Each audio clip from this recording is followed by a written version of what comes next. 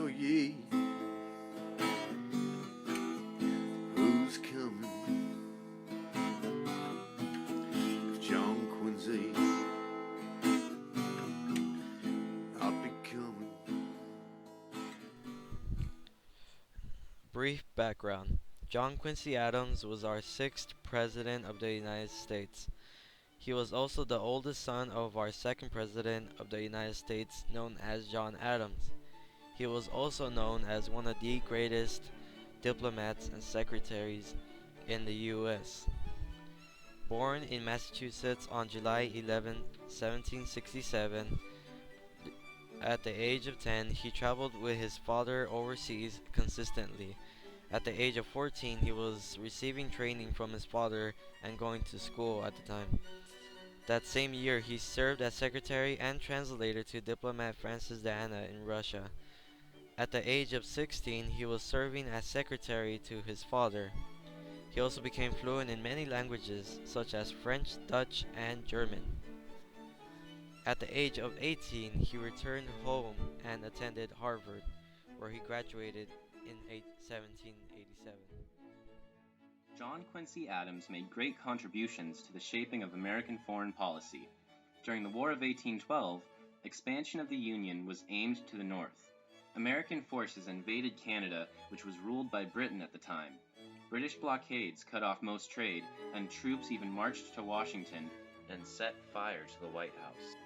Andrew Jackson led troops in battles, while John Quincy Adams, then serving as the U.S. Minister to Russia, was sent to the neutral city of Ghent in Belgium to lead negotiations with the British.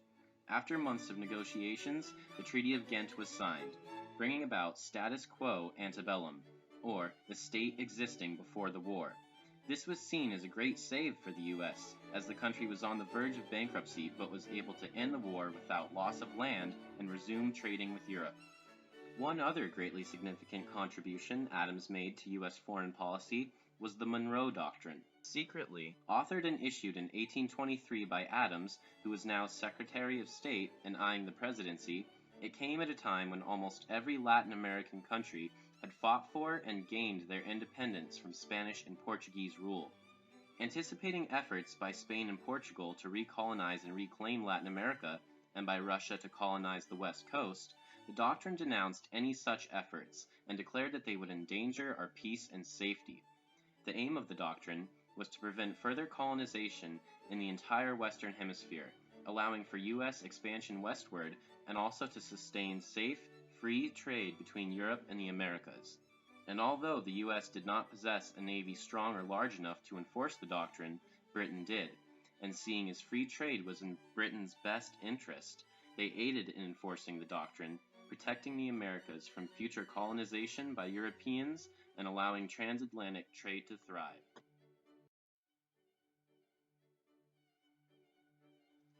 Though not a radical abolitionist himself, John Quincy Adams took action against slavery following his presidency.